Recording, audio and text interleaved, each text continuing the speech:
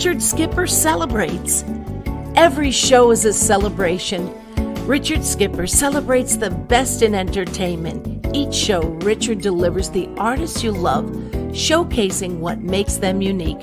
Never gossipy. The antidote to a sometimes hectic world. Now, here's your host, Richard Skipper.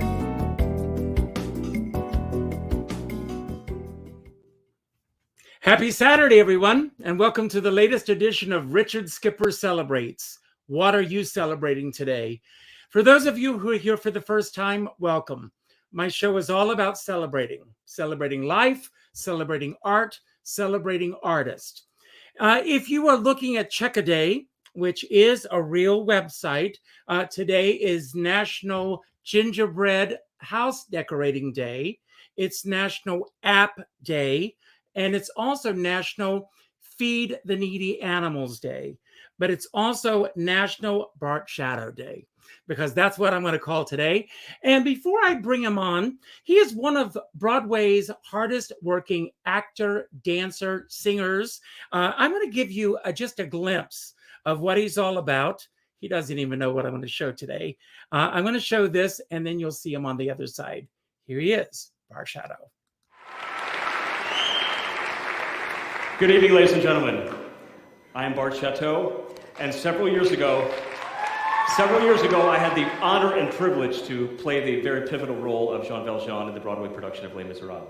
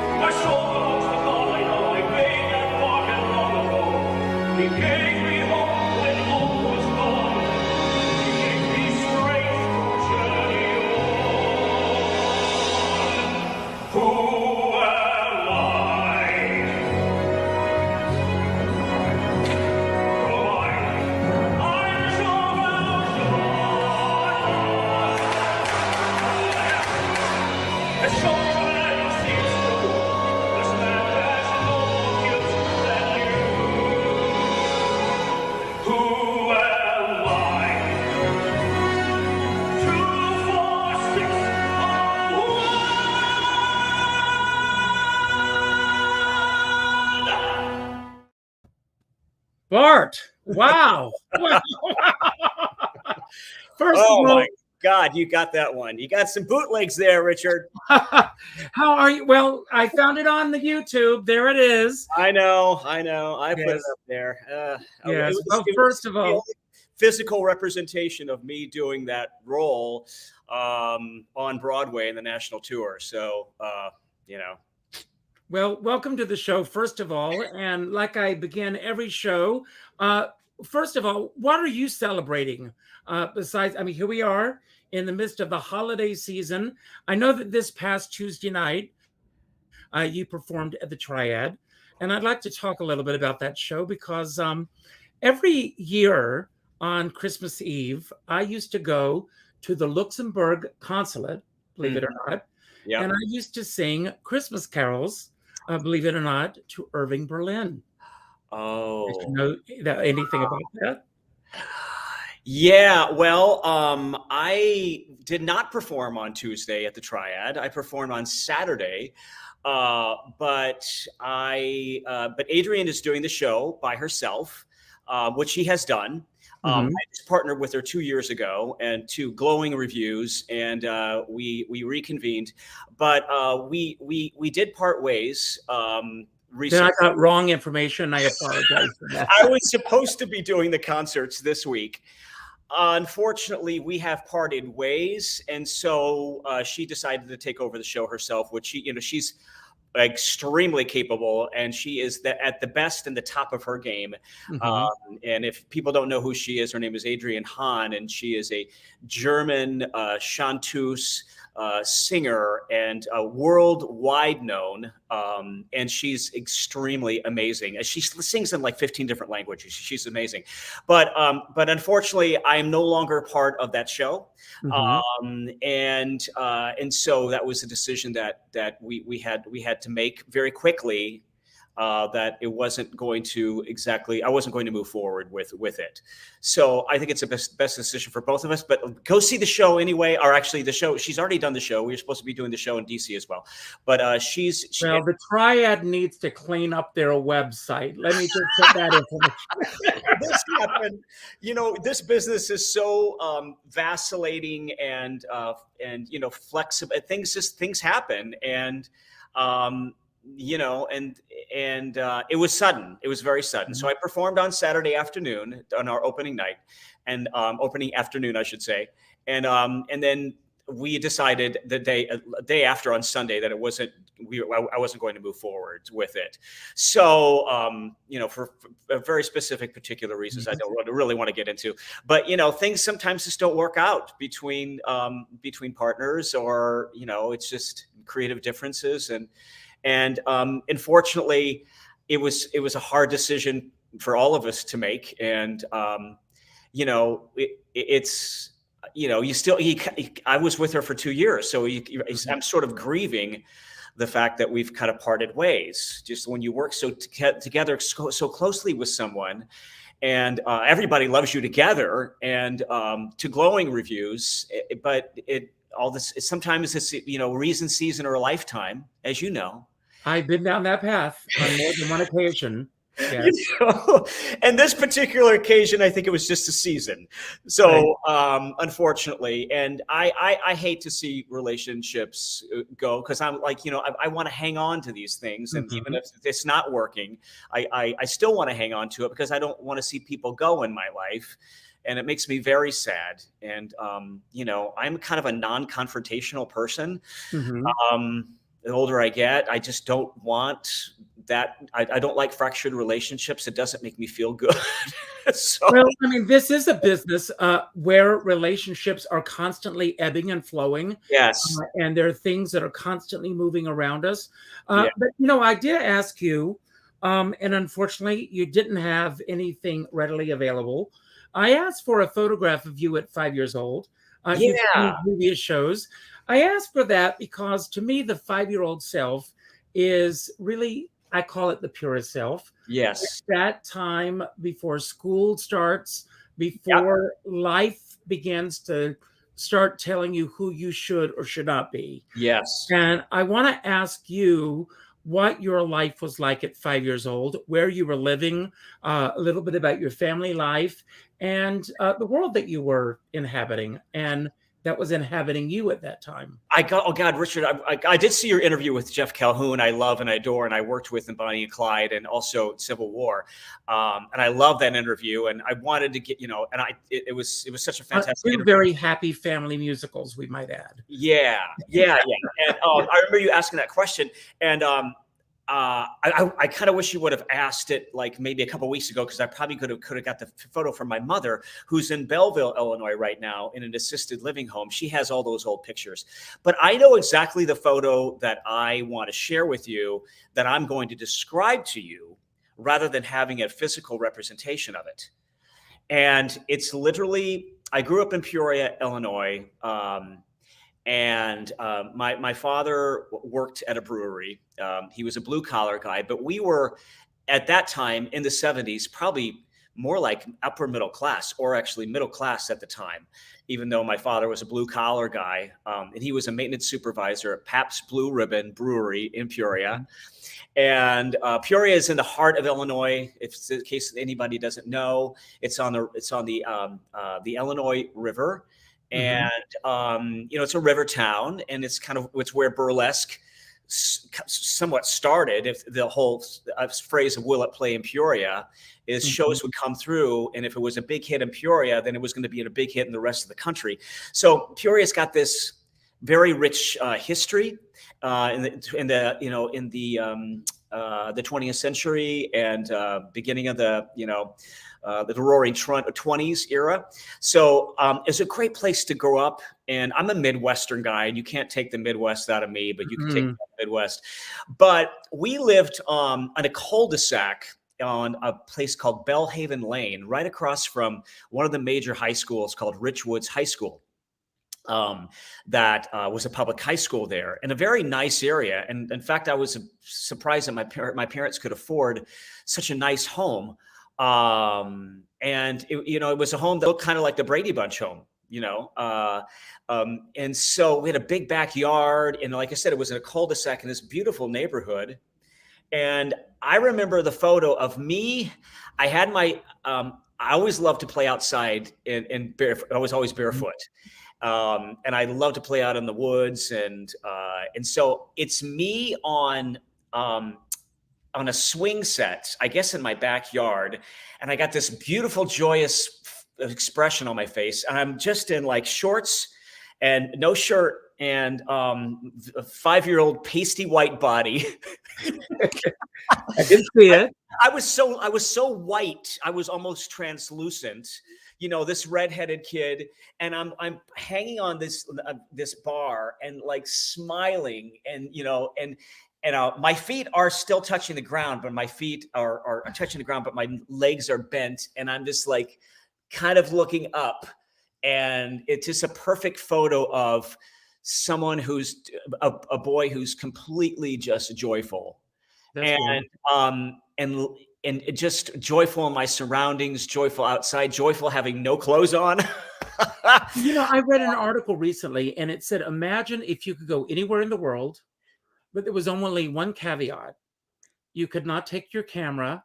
Yeah. You could only have your memories to go on. And this is a perfect example of that. I mean, the way that you're describing everything, I mean, I can see it so vividly in my mind of what that must have been like for you. Yeah, it's, back in the day in the 70s, I'm not going to show my age, but last time I was, I'm older, so it's okay. Remember we had slides? Remember slides? Yes. Oh my God, we were looking at, so I was visiting my mom, and we were moving all of her stuff out of the house, and she was going into this, she was going to be moving with my brother, close to where my brother was, just several years ago. So my brother and I and my mom were sitting there for an entire afternoon, drinking wine and watching all of these slides in this carousel. We found all these carousels, and they come in carousels, and we got the slide projector going. I was like, oh my God, this is amazing. We're sitting there watching slide after slide after slide. And you would think we were the richest family in the world. We were always impeccably dressed in leisure suits. And I had, the hat on, and it was in the 70s. I'm like, Mom, you dressed us so beautifully. And, my parents, like during that time, like I said, my mom never worked. She was a homemaker, and my dad worked at a brewery. But back then we were middle class when middle class was middle class. It's a completely different class now. And so we are watching slide after slide after slide, and this photo came up, Richard, and I'll never forget. And when you said that, I was like, I know exactly the picture. I don't have it with me, but I'll explain it to him and I'll describe it to him. And of course, it was during the summer. Of course, it was really, the weather was nice, and it was just me just hanging there, and with no clothes on barely, and just with a joyous expression, and weirdly enough, my parents ripped me from that environment, and we ended up moving 45 minutes to a small town of 850 people called Bradford, Illinois. I think I went to kindergarten there in Peoria, but then they took us all and moved us. I have a brother and two sisters. They were all older, and they were going they were in high school, and drugs were sort of, I guess, rampant in Peoria at Richwoods. And so my family wanted to move us out of the city because the drugs, they didn't want our children to get hooked on drugs. So they moved us to this small little country town, literally in the cornfields of 850 people, and literally ripped me from that moment into Bradford, Illinois, which there was absolutely nothing there.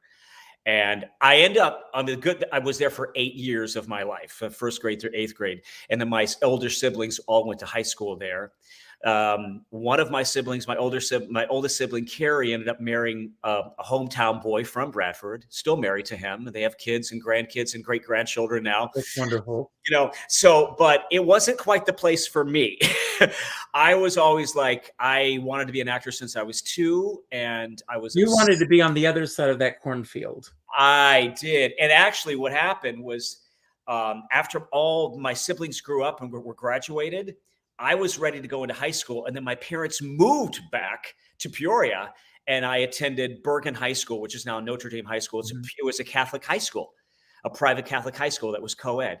So we moved back, and I had this incredible education, like a pre-college education there. And that's when I started to really get involved with theater. And I found my first voice teacher, and I was doing community theater there, and I was in band and speech. And that's what started it all. But those were, the 8 years was still, kind of a dark period for me, because I wanted to get the hell. I felt like I was Luke Skywalker, because I was obsessed with Star Wars, and I drug my family to Star Wars because I knew about Star Wars because my only respite from Bradford was I would go to the corner drugstore, and I would get magazines like Mad Magazine and Cracked, and I would get like movie magazines and science fiction magazines. And that's when they started doing the promos for Star Wars. And I was like, what is this? This looks so amazing. And that's how I found out about Star Wars. And I drugged my family there to Peoria to see Star Wars for the first time in the big theater. They all hated the movie.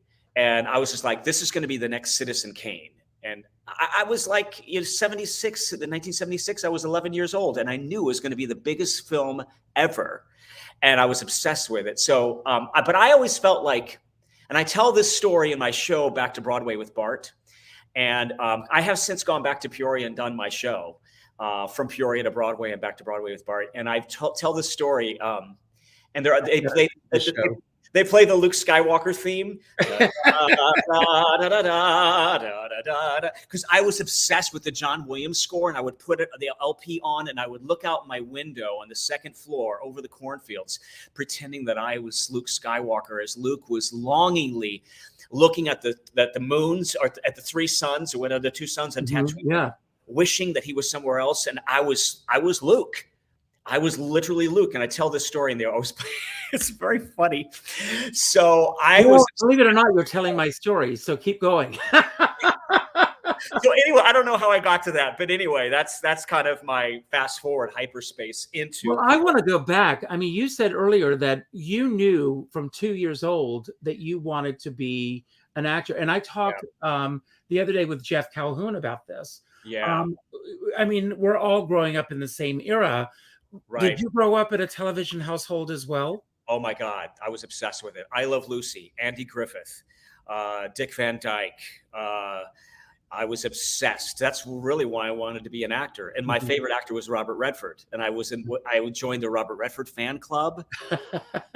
and I was completely obsessed with television and Disney films, and like the Disney films that came out during that time were like Flubber and oh my God, the Herbie, Cat, the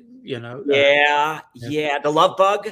Yes. And I would find them in a newspaper, and they were the graphic of the because I was like, what's playing in the movies? Because I was obsessed with film, cinema, and I was an artist as well. So I would draw if there was a Love Bug graphic in the newspaper to advertise the movie. I would literally draw it and color it, and I have a scrapbook of all of these films that I was obsessed with, and it was crazy.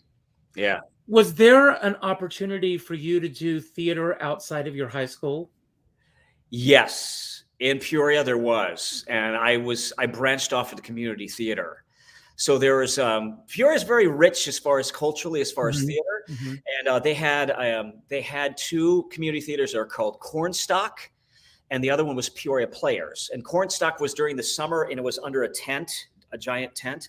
And so I got my feet wet doing community theater while I was doing theater in Bergen as well. When did you hear, first of all, about an opportunity to audition for community theater? And if you can take us there and tell us about that first audition, and did you nail it? Did you get it? I think it was the summer of '83, and I was listening to Dan Fogelberg's Phoenix album, as well as listening to Robert Goulet sing "If Ever I Would Leave You" at the same time. Listening to Dan Fogelberg and Robert Goulet. And it was a summer, and I found out through the newspaper that they were casting for a community theater production of Peter Pan. And I was a sophomore in high school. I finished my sophomore year. I was about to become a junior. And I literally weighed like 145 pounds, and I looked like Peter Pan. And so I went to this audition. I don't remember the audition exactly, but it was for this director named Pam Vilberg, and she directed a lot of productions there. And when she directs, she hires like tons and tons of kids. It's like the production is like hundreds of children, and I don't remember exactly. I think what I sang because I was obsessed with Robert Goulet singing "If Ever I Would Leave You." And it was that's how I got my record albums from the library, and it was him singing all these show tunes. And I sang literally. I was this 16-year-old redheaded skinny kid singing c'est moi, I'm forced to admit 'tis I. I mean, from Camelot. So I sang that, I believe, for my Peter Pan audition. And I was cast. I got cast in my first community theater production of Peter Pan. Community theater production. It was Peter Pan. So yeah, so that was very exciting. And I have since worked with Pam. I've since worked with her, and she cast me, and she brought me out at an equity guest artist contract for Secret Garden. Wow. And so it was very exciting. And she's talking about bringing me out for one of my favorite roles, a dream role, is Man of La Mancha, as a guest artist to perform at Cornstalk next summer. So you and I both, I come from a small town in South Carolina, and I did the same route, community theater. Yeah. But a lot of people that I work with, some of them are still doing community theater there. There are very few of us who make the leap. Yeah. What was the deciding moment when you said, I'm going to really go for this? I'm going to go to New York, and I'm going to be a professional actor. When, where, and how did you make that decision? I was very active in high school, and then in community theater in high school and all that. And then I went to Western Illinois University in Macomb, which is another small little farm town. But it's a bona fide university. And my mom was like, have something to fall back on. And she's the most impractical, you know those words, right? She's actually was right about that, but not. She was right about maybe having a skill in which you can have a survival job, possibly. But I didn't want to do anything but theater, and so I decided to major in mass communications and broadcasting. Okay, and because I kind of wanted to be sort of a journalist, or even like a radio announcer or a reporter, and so I was interested in that. Well, I got there and I joined the fraternity, and oh my God, then I moved in the house of the fraternity of Lambda Chi Alpha, and I pretty much flunked out because they were just having too much fun. Well, and, that's what happens. They were even grooming me for president. So I'm like, okay, this is not the career path I should be on right now. And, but what was the sticking point was that I was literally flunking out of all my classes. But I was cast in the Madrigal dinner. They had a Madrigal, do you know the Madrigals, right? It's a thing, right? And I was cast as the fool in the Madrigal dinner. It was a really cool role. And I got to improvise and tell all these incredible, like really bad puns. And are there any good puns? No, and I interacted with the audience, and it was like after that monumental thing that happened, and I got this incredible review in the newspaper about this guy who played the fool in this Madrigal dinner, and I really wasn't doing anything else. But this was I called up my parents. I said, and I invited them out to this, and I said this particular event. This Madrigal dinner. And I said, Mom and Dad, this is what I want to do. So that prompted me to leave Western Illinois University. My girlfriend broke up with me at the time, and I was distraught, and I ended up literally being so depressed that I left and I hitchhiked home, and my mom picked me up somewhere on the highway. Thank God, Mom. And I ended up taking a year off, and then I went down to Southern Illinois University in Edwardsville, where my parents were living at the time, and I enrolled there, and that's when everything really took off for me. And then I was doing a lot of theater there, playing leads, and then I was there for 3 years, went to my first professional audition in St. Louis and booked it, and I've never looked back. So is that where you got your equity card? I got my equity card several years later in St. Louis. But my first professional job, I dropped out after my third year at SIU. I felt like my professors, who had good professors, I felt like I'd learned everything from my professors, and I felt like the students that I was working with, my colleagues, were not taking it seriously. And so I was like, I'm just ready to go. Screw this. This is a cautionary tale, folks. Stay in school, by the way. And I literally went across the river to St. Louis and auditioned for my first professional job, which was for the Muni opera. They had the artistic director of the Muni, after 50 years, is now stepping down. Really? Yeah, I just read this week. Who's that? What was his name is escaping me, but I just read that he's just stepping down after 50 years. But I want to ask you, you got your equity card. What was the show that you got your equity card with? It was called, it was about the 1904 World's Fair. It was a brand new musical that debuted at a now defunct theater called Theater Factory. And I forgot what the show was called, but it was about the 1904 World's Fair. A woman named Hope Wardak, that was her theater. She now lives in LA.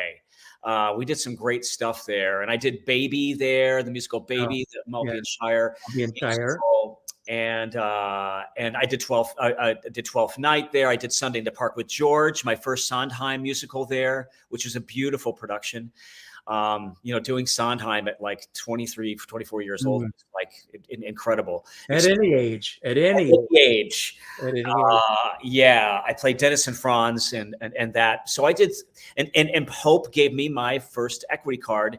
And she, she did original musicals, and it was St. Louis based, because it was the 1904 World's Fair, I believe, was Meet Me in St. Louis is, Yeah. So it was during that time period. So that's where I got it during that season when we were doing, they're playing our song, and then we were doing that show, and then 12th Night. and then The Boys Next Door, which was a play. So she had cast me in the entire season, plus Roberta, the Jerome Kern musical. Mm-hmm. So I was and that whole season is in which I got my equity card. At this time that you were working and you get your equity card, was the equity card a goal for you? Oh, yes. Oh, yes. Yeah. And looking back at that time, if you can remember what your reasons were, I have a reason for asking this question. Why the equity card was so important for you at that point in your life? I wasn't going to go to New York without an equity card. Okay. And Hope always brought out amazing New York actors to perform with us local actors. And the New York actors that I worked with were like, Bart, you're going to work in New York, man.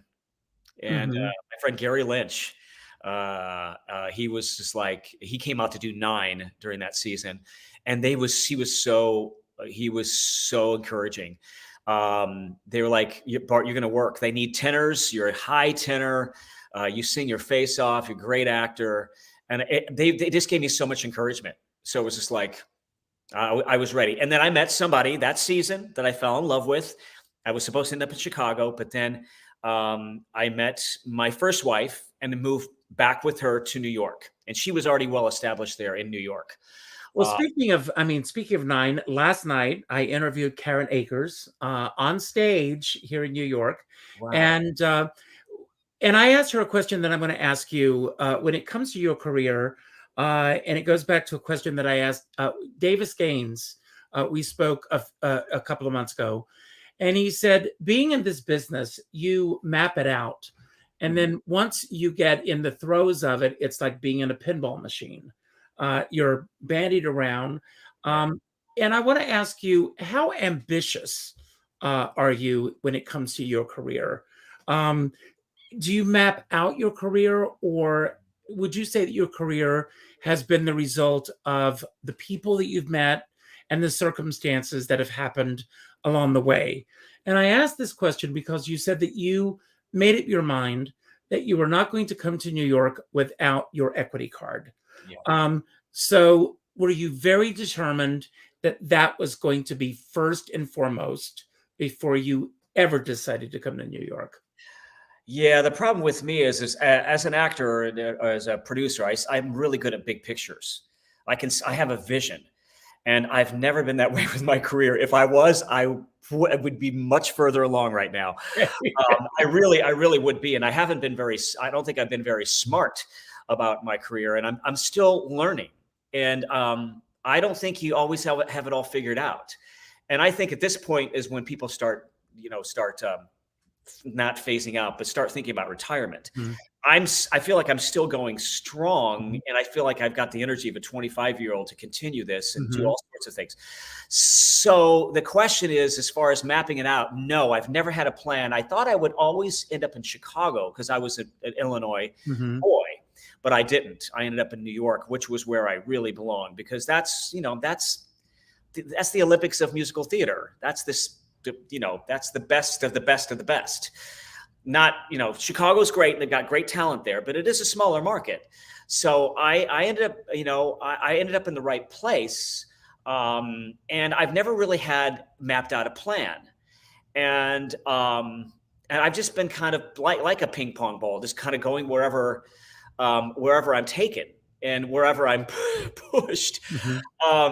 And it was so weird, Richard, because Jim Caruso from Cast Party. Oh, yes. And I started off in the cabaret world with Jim and Wise Guys. Jim discovered me on a cruise ship.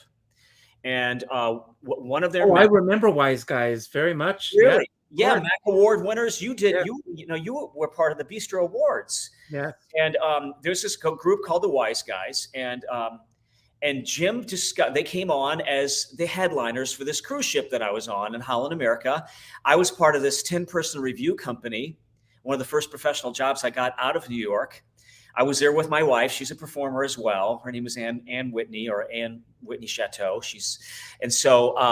Ann Whitney now. And so we performed together for a year. Her and I did the cruise ship thing for a while. Jim discovered me. we became friends. He became friends with the troupe, and one of the guys was leaving. And he happened to be one of the guys who played piano and sang. So it was Jim, and then this guy named Gary Floyd, and then this other guy named Fred, who played, and they sang. And they sang all these songs from their 20s and 30s, and it was very kind of slick 3-part harmony and a lot of comedy. And, Jim was the front man, and so Fred left the group, and he knew they knew he was leaving the group. So he asked me, this kid from the Midwest on a cruise ship. And I said, yes. So I had to finish out my contract on the cruise ship. So Jim gave me all these tapes to learn. So I learned everything I learned all the harmony parts phonetically while I was on the ship. And then I came back to New York after my ship thing was over. And literally I started rehearsing with him. And literally our first job was Carnegie Hall. So I was 28 years old, and we were doing a series called Cabaret Comes to Carnegie. And so he booked us in this room at the Weill Center, yes. Weill Hall. Mm-hmm. And it was my first foray into New York. It was my first gig was Carnegie Hall. And that's how you do it, folks. How do you get to Carnegie Hall? Jim Crusoe. Jim Crusoe. And then not too long after that, we did Carnegie Hall again with Rosemary Clooney, who did an evening of Bing Crosby music. And we posed as Bing's old group called the Rhythm Boys. The Rhythm Boys. Right? I did a show called The King's Men. Yeah. The story of what happened to the Rhythm Boys after Bing Crosby left the group. And are you ready for this? With Chaz Palminteri. No way. Before he became Chaz Palminteri. Yes. Chaz in the group? Yeah. Well, that he was in the play that the musical that we did about the Rhythm Boys. Oh my God, that's amazing. Yes. So we posed as the Rhythm Boys and did all these old arrangements because we had all these whole tapes of them singing a couple of their songs. And so literally Michael Feinstein was in the front and then sitting next to Liza Minnelli. So I'm sitting there, my Carnegie debut. It was so surreal. And, literally Liza Minnelli's right there in the front audience, the front row. I'm like, oh my God. So. As it should be. As it should be. So I was introduced, Jim introduced me to this whole world of cabaret artists. Liz Hampton Calloway literally introduced me to Adam Gettle, and we ended up in Adam Gettle's apartment. And Adam Gettle was working at the time on this musical called Floyd Collins. And you know what? And this is my one regrets. I never followed through of all of these. I should have followed through with Adam because I would have been perfect for that musical. And I just kind of let these things just kind of go, oh yeah, this is great. This is great. This business is all about networking. It's all about relationships. It's all about keeping relationships. Well, as Liza says, say yes. Say yes. Yes. And I should have been Adam Gettle's best friend. And Adam ended up working with the Wise Guys on one song. We went into a studio and recorded a couple things with him. But I should have. And then, of course, a couple years later after Floyd Collins, I was like, hey, Adam, remember me from Wise Guys? And, I'd like to, can I be seen for Floyd Collins? He was like, here, contact my agent. I was like, okay, too late. So it really is about relationships. There's a lot of regrets that I have. I wish I would have taken a marketing course or been better at networking and well, really, it's always the people that you meet along the way. So thank God for Jim Crusoe, meeting him on a cruise ship and making that introduction to you to come to New York. Was that literally what opened the doors for you to come to New York? I was already in New York before then because I got a cruise ship job. So I moved to New York with my girlfriend at the time. And her roommate was in Singapore doing some sort of gig. And I moved in and he didn't know I was going to move in. And he comes home and all of a sudden there's this guy there. It was like a cruel thing to do to this poor guy. And also in the 70s and 80s, these roommate situations were going on all the time. I ended up marrying this girl. But my first gig after I was there for a month, my first gig was a cruise ship in Hawaii. So I took the gig.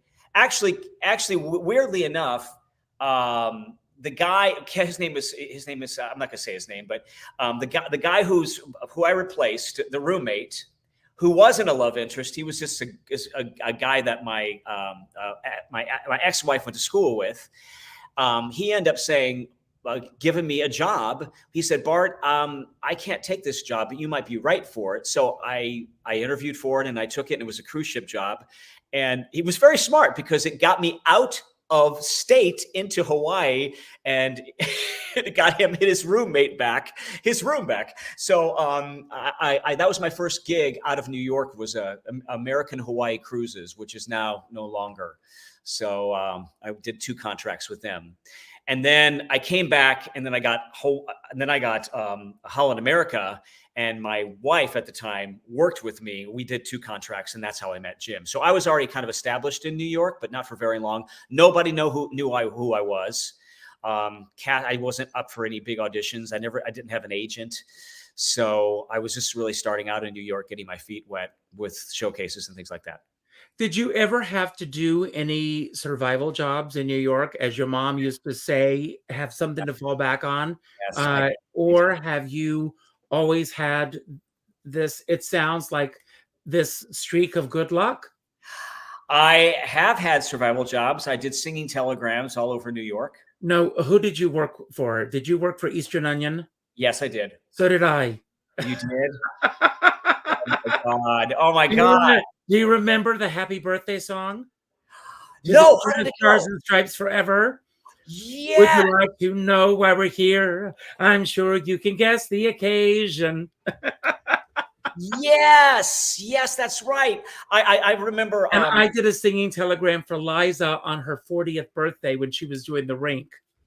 Oh my! Did you dress like a chicken or a gorilla like I did? No, I did the gorilla-grams. It was the gorilla-grams. Literally, Richard, do you remember I had a garbage bag full of balloons, and the gorilla costume, and rush hour in the subway, and trying to squeeze into the subway with this huge bag of balloons. And oh my God. I've got to bring you back on, and we're going to do a whole show about the world of singing telegrams. We've got to get a whole group of people together who did this, because I knew that it was Liza's birthday. Yeah. I wanted to meet her. Yeah. So I sent myself to what was then the Martin Beck Theatre to perform for Liza Minnelli. And she got me tickets to see the rink that night. Must have been good. It was fun. I got lots of stories. I bet it was a fun. I love doing them. Did you enjoy doing them? You know what? I love doing them. I also did them in St. Louis too. When I was going to school at SIU. I want to ask you a question about that. Did you find that doing the singing telegrams made auditioning a snap for you? You know what? I was just going to say this. You and I are definitely on the same path, the same wavelength, because it was so great. You're thrown into these very foreign environments. Like literally, you're thrown into a workplace in New York, and this corporate environment, and people are working at their it wasn't maybe at their laptops, but they were working at their desks, and all of a sudden you're breaking out. You're going into this weird environment, and you're breaking into song, and you have to be fearless to be able to do something like that. Or you're in the bathroom dressing up like a chicken. I was also Mickey Mouse, so it's hello folks, I'm Mickey. With the voice and like. You're right. It's a great training ground because, a couple of people always said, Bart, you're so fearless when it comes to anything you do on stage. You're so fearless. Mm-hmm. And I take great pride that I'm kind of a fearless and a vulnerable performer. But that was great training ground for.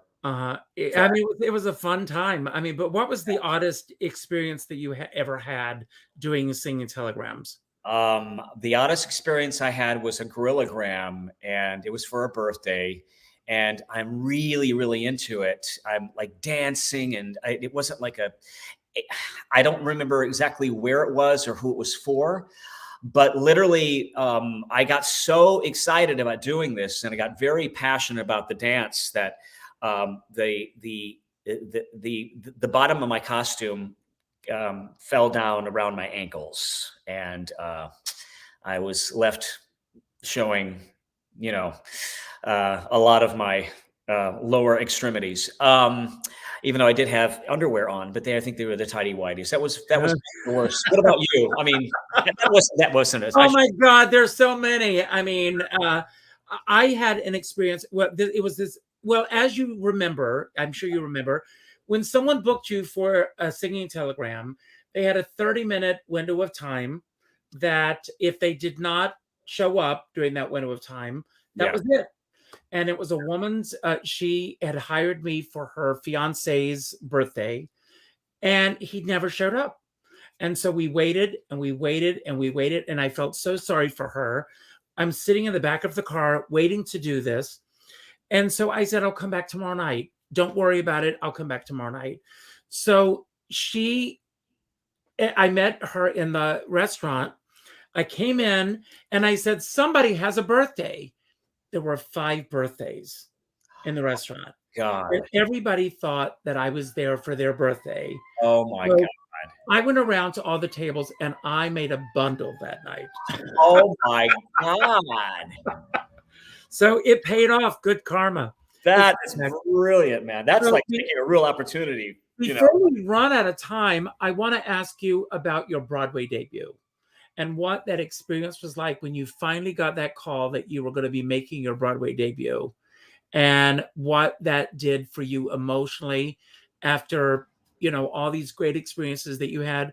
Obviously, the time was right. You were ready to make that move. Mm-hmm. And when, where, and how you got the call. Yeah, I was at doing a guest artist contract at in Pennsylvania for Pennsylvania University. They have a summer program there, in which they invite guest artists. And I was with John Tracy Egan doing Children of Eden, which I had done at Papermill. I was playing Adam, and I had my call back. We were in rehearsal, and John Tracy Egan was taking a break from Jekyll and Hyde at the time. He was playing Father, and I knew I was going to get some call, whether I was going to get it or not. And I had done my callback. I had a guy in my corner named Nick Corley. He was directing the show called The Civil War. Mm-hmm. It was in 1998, and they were premiering the show at the Alley Theatre in Houston, and which was going to Broadway. Mm-hmm.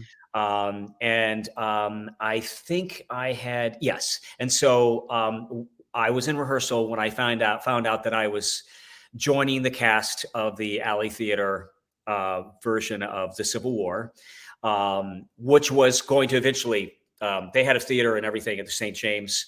So I knew that I was going to Broadway from there. So, but they were just doing a sort of a workshop version of the show, a full-length version of the show. So that's when I found out in the middle, and immediately I called my ex-wife, Anne, at the time, and I shared the news with her, and shared it with the cast of Children of Eden. And John Tracy Egan had already he'd been Jekyll and Hyde for years, and he was so happy for me as well. So that's when I found out that was going to be a big life changer for me. Oh, there's something going on there. So that's when I found out. I was out of town doing a gig, which is probably. I don't know what's more. I guess that's good because I'm doing a gig, a paid gig, rather than staying. That's always exciting when you're doing something and you find out there's something ahead. So what's next for you? What are you currently working on now? Well, I signed with a great agent recently through my friend Bob Bloom, who's at. I know Bob very well. I hope he's watching. Bob's great. He's a real mensch, and I signed with this awesome agency in LA called Eris Talent. Mm-hmm. With her name is Amy Lord, and she's a old Brooklyn girl, and so she's got this incredible age. It's rated 30 in the world. Wow! And they have installations in New York, LA, the United Kingdom, Mexico City. And she's, we're just getting the ball rolling. I'm just looking forward to working with her. And I was pinned for this audition, or I was pinned for FBI, the TV show on CBS, but didn't quite get it. But I was pinned. My first audition with her was like immediately pinned by the producers, and I didn't get it, unfortunately. But it was great. And I also have a manager in New York. Her name is Julia Berman at Act One Management. I have a Chicago agent as well called Shirley Hamilton. So I've been doing a lot of auditions, a lot of film, TV stuff. And unfortunately, I'm going to be doing Titanic at Milwaukee Rep. Oh, wow. That's great. And it's directed by the artistic director there, and we're doing the chamber version of the show. And I'm playing the guy who's who ends up Murdoch, the Scottish. He's not the captain; he's the assistant to the captain. Right. In real life, he was the guy that ended up unfortunately committing suicide when the ship was sinking. It's a great role. It's a nice, juicy role, and he's got a nice little moment at the beginning of the show. So the show's never really produced that much, and I'm in love with it. So I'm really excited about that. So I booked that, and so that's really kind of what I have going on right now in the works for next year. And I'm also working on my show, which is called The Life and Times of Davy Crockett, and in which I'm working with Nick Corley, who adapted the material. Nick is great. And we teamed up with the Woody Says people, David Lutkin and his whole team, and we workshopped it at the Irish Rep and this past summer. So I'm producing that and starring as Davy. So we are pitching that to theaters starting in January, and the show's just amazing. It takes place in the 1850s, and Davy's just several days before Davy heads out to Texas and loses his life several months later in the Alamo. So, and it's really Davy just telling stories about his life. Davy was really the first American celebrity, the first politician celebrity, the first guy who actually went on a book tour. It's unbelievable, the accomplishments. He was a frontiersman. He was, like I said, a politician. He was America's first, raconteur before Mark Twain. Mm-hmm. He accomplished all these amazing things. He had this very contentious relationship with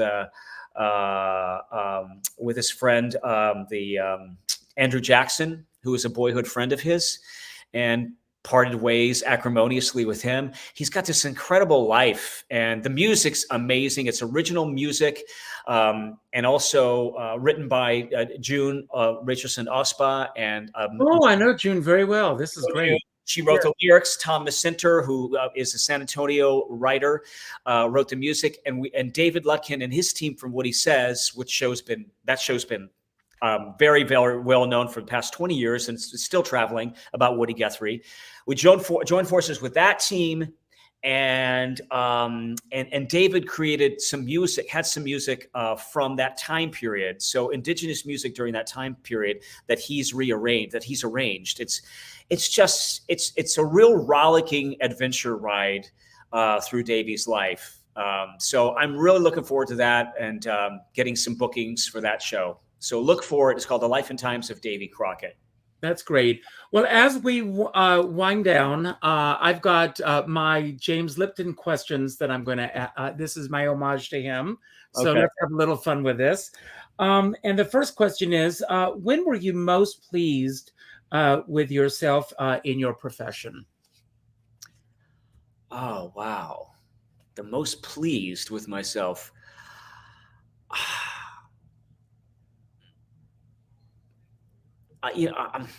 One singular moment was getting that call when I was on tour with Les Mis, and I was in the company of Les Mis in the ensemble playing Kofarak, but I was in Nashville. We were in Nashville, and getting that call that I was going to be on for that afternoon performance. It was just the afternoon performance, and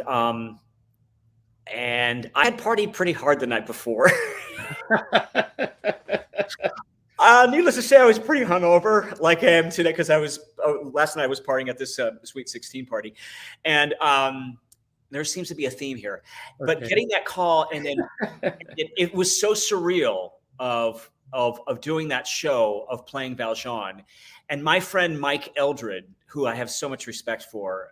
He's a Christian singer, and he also did Civil War with me as well. He was out in the audience that day, and he said we went to dinner afterwards. I couldn't believe I actually got through it. It was so surreal. I felt like I was floating.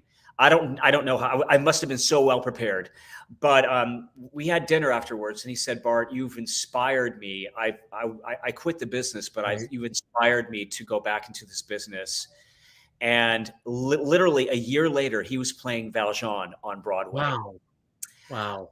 The fact that I inspired one of my greatest colleagues to come back into the business after him seeing me in this performance playing Valjean, that I'm about ready to cry, that I can move him so much. Moment. That's really wonderful.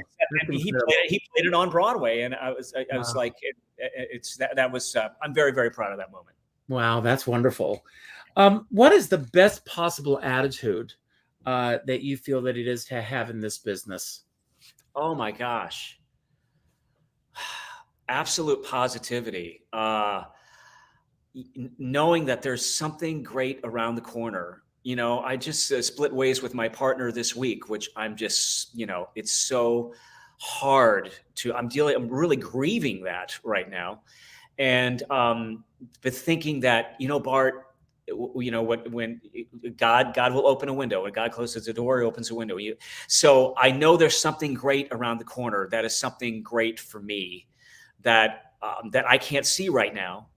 And I literally, as I'm so grieving that we parted ways, that I went to the Sweet 16 party of a friend of mine's daughter with my wife, and not in a great place.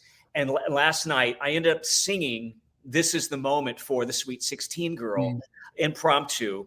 And my wife encouraged me to do that. And this woman came up to me. She has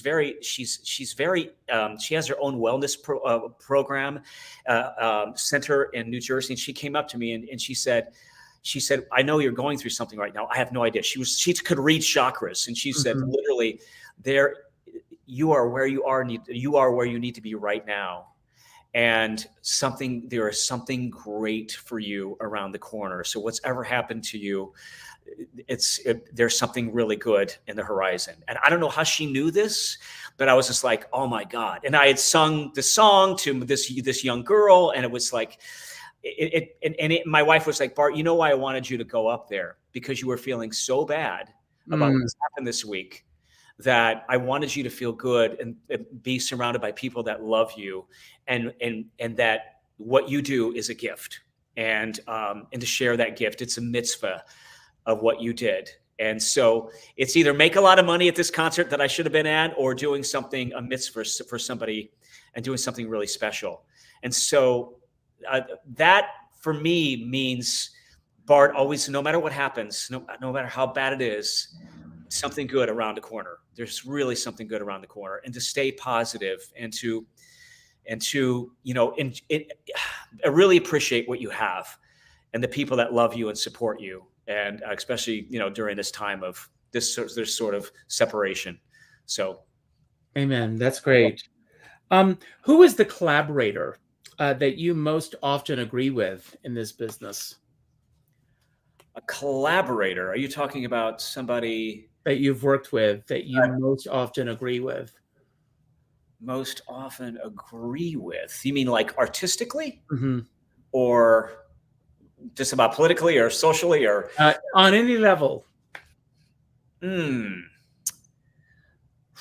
Wow. Gosh, you ask these very tough questions. And you don't send these questions to the person. So you're like, oh my God, I'm left unawares. Who I most likely agree with? Wow.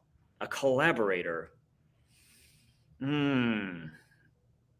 Boy, I'm gonna have to get back to you on that. Okay. I don't think about it. Is there another question? If I don't think about it, it'll come back to me. Okay. Off the grid, what is your best vice? Best vice? A vice. Meditation? That could be a vice. What's a vice? Oh, well, I do like wine. Okay. I don't know. Vice. A vice. Ooh. Name some vices. What are some vices? Vices. Well, should I tell you what Karen Akers said last night? Yes. Yeah.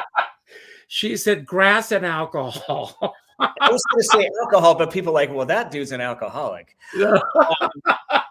And she said this in front of an audience last night, so I'm not telling. Oh my God! Well, grass not for me. I don't do that, but I do love. But she said that was years ago. She said that was. Oh, okay. Yeah, it's a best vice for me now. So I don't know. I'm trying to scale back. I even have a breathalyzer that I keep with me. Okay. I even do a breathalyzer at home. It's like, okay, how drunk am I right now? Just to say, okay, so we need to stop right now, Bart. So I kind of enjoy my my sudden decline into that bottom of that glass of wine. So okay. Who is the one entertainer that you wish that you could have seen on stage, either past or present?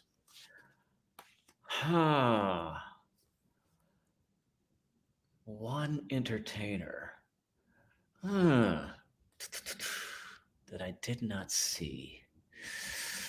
I think maybe I would have loved to have seen Mandy Patinkin. I'm obsessed with Sunday in the Park with George. Oh, yes, I would have loved to have seen him in anything. Mm-hmm. He's such a magnetic performer. Absolutely. When have you listened to your hunch and it was right on when it comes to your career? I knew you asked this. You asked this to Jeff too. Oh, when I was about ready to get fired from Trans-Siberian Orchestra, and I listened to my hunch to do something very, very creative with the song that they gave me, and I decided to listen to my hunch and say, I'm gonna turn this very uncomfortable situation in which they're about ready for me to pack home, go home. Mm-hmm. And I turned it into something that lasted for 15 years. Wow. And created something very iconic, which was my character of Gerald. So I literally dressed up like a bum or homeless person and disguised myself as this homeless person, and then sang the song using my gifts as a musical theater artist into this character. That saved my job, but it also kept my job for close to 15 years with Trans-Siberian Orchestra. That was a hunch.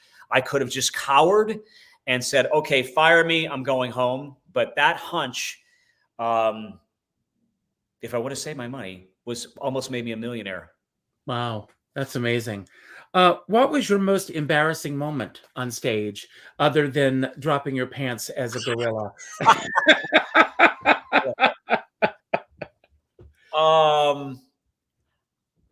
Most embarrassing moment. I think probably stepping on one of Patty's lines during War Paint in our scene together. I have a scene where I have to give her some bad news as an attorney. And you were wonderful, by the way. I want to tell you how wonderful you were at War Paint. I don't even know if you saw me. You might have saw Chris Hoke, but I don't know if you saw. No, I did see you in War Paint. You did the last 6 weeks of the show. Yes, I saw it very late in the run. Oh, then you did see me. There is a scene where it very subtly says this is anti-Semitism. And I have to deliver some bad news to Patty's character, Helen Rubinstein, that she is not going to be allowed to buy this apartment because she's Jewish. But I don't necessarily say it's because you're Jewish. And so one time I stepped on her line And she looked at me, and I think Are calling now. What's Patty calling now? And Patty was so lovely to me. Oh my God. Cause I was the cute new kid on the block, and I was fresh meat. But I came in, I took over for Chris Hoke, who's brilliant, but I came in with all my different characters, and I just had a great time. And I was Patty proofed. I was rehearsed very Patty proofed because I'm very tall. So I was supposed to not block Patty. But when I stepped on her line, you could hear everybody gasping, because she stopped and gave me this look like, don't you ever do that again. And I was just like deer in headlights. And other than that, she did forgive me. And I think I probably apologized profusely to her, but she was so lovely to me, except during that moment. But it never happened again. That never happened again. Yeah. Did you ever worry your parents growing up? No. My brother did. He ended up in the Marines, and we were like night and day. No, they were never worried about me. I think maybe I most worried them when I got a divorce, and my family was just, because they were in love with my ex-wife, that nobody's divorced in my family. I grew up very Catholic. And I think that's when the fall happened, the fall of Bart Shatto. And I think that's when my family, I was the star child. I could do no wrong. My siblings hated me because of that. I could get away with anything. But at that time, when I announced that I was getting a divorce, I think that's when they started worrying about me. And I was in my 30s at the time. So, weird. Yeah. It's never been the same, unfortunately. And this is my last question for you. What is the hardest decision that you have ever had to make in your career? Hardest decision I've ever had to... going back to Jeff Calhoun, I did all the workshops for Bonnie and Clyde with Stark Sands, Jeremy Jordan, and Laura Osnes. And I played I played Clyde's father. And Jeff loved my performance so much during those workshops at the Roundabout that he literally made a call to me, and he said, "Bart, I want you to come to the Oslo Theater and play the father, and also straight to Broadway with this. And I'm gonna back you all the way on this." It was pretty much a free ticket. And I said, "Jeff, I can't." I said, I am booked for Trans-Siberian Orchestra, and I make this amount of money in this very short amount of time. And he said, "Wow, you make that much money?" I don't think Jeff ever forgave me, even though it was an exorbitant amount of money. But I actually, you know what? I regret that decision. I should have taken the Bonnie and Clyde. I mean, even though, it didn't last very long. It would have been my 6th Broadway credit. But I think that was a really tough decision for me to make. But I have a new motto: choose meaning over money. Wow. That's great. It has to be meaningful. And that's a great note to end on today. I had a great time. I hope you... This was the fastest hour. I was on Jim Masters last year, and our interview went for 4 hours. I know. It was insane, Richard. And I hope you bring me back, because there's so much to talk about, and there's a lot of questions I have to ask you. And maybe I just had talked on so much that people are like, "Shut up, Bart." But I'm very passionate about what I do. And I love that. I absolutely love that. Still but passionate. Don't go anywhere for a moment. I want to thank everybody for being here today. If this is your first time on Richard Skipper Celebrates, I hope it won't be your last time. On Richard Skipper Celebrates, right here on YouTube, there's a button that says "Join in the Celebration." Click on that button. Check on the others that I've celebrated. Continue to come back. And my motto is about celebration. My goal is to celebrate artists and their body of worth. And that's what I'm all about. Leave a comment on YouTube. Share this with your followers. Tell other people about this channel.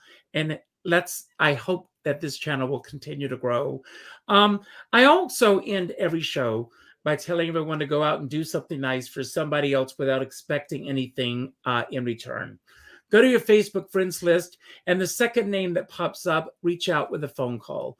Not an email message, not a text message, not a private inbox message, but a phone call. And let that person know what they mean in your life. Because as our dear friend David Friedman says, who will be here on Tuesday night, by the way, we're all in this together, but we're not in the same boat. And I always say, if you're going to go out in a boat, make sure you bring a skipper along. Now, I'm going to leave the screen. Bart, you've got the final word. Anything you want to say about anything we talked about today, anything that we didn't talk about that you want to expound upon, or just any message that you want to say to anyone who's watching right now, you've got the final word. When you say goodbye, I will end the show. Thank you for being here, and much success in the coming years, and happy holidays. Goodbye. Thank you. Everybody, I realize that chasing money or chasing status or is I feel like, as Malcolm Gladwell says from Blink and the Tipping Point, I love him. I was listening to an article, podcast recently, and he says what human beings don't realize about themselves is that we are all so contradictory, and that's what makes us beautiful. And I would encourage everyone like myself, if we have an opinion or we are stalwart about an issue or about a person or about a political stance, it may be your opinion now, but always think about rethinking and questioning, and always question your opinions and your beliefs, and never stand on them for very long, because that's what makes us beautiful human beings, is able to pivot and able to look at things from a different angle, and not be so stuck on one particular idea or issue or prejudice about something or someone. And that's why whatever opinion I had about something 5 minutes ago or 5 years ago, I hope that a year from now, I won't have that same opinion, that I'll have rethought everything that I thought about that one particular thing. And that's what helps us to evolve and grow. And without getting too preachy, that's what I've learned. We are so contradictory. And that's what makes us beautiful, is that, when somebody says, well, he talks out of the two sides of his face, I think that's a good thing. I do, because that's what makes us beautiful, is the myriad of choices that we can hang on to and make, and the different kind of personality traits that one person can have. We are so complex. We're the most complex species in this world, and that's what makes us so beautiful. So always know that you're contradictory, and that is not a pejorative. That is something to celebrate. And also, for me, meaning over money, something has significance, I will always choose over something that's big statusy or has a lot of money, because that's really what's important, is doing something because it has meaning and it has worth, and because you have self-worth for yourself, and you're not choosing something monetary over yourself. You're over your self-worth because you're desperate. So I hope that helps. If you guys need to know anything about what's going on with me, bartshatto.com, or you can find me on Facebook, Instagram. I am Bart Shatto. I'm always posting stuff of what I'm doing. And I try to keep my posts positive, not political. And about health stuff, and about meditation, or anything that's going to be helpful for you physically, mentally, and spiritually. So thank you so much for watching, if anybody else is watching out there. And I hope that helped. Love you all, and stay true to yourself and celebrate yourself today. Love you. Thanks. Goodbye.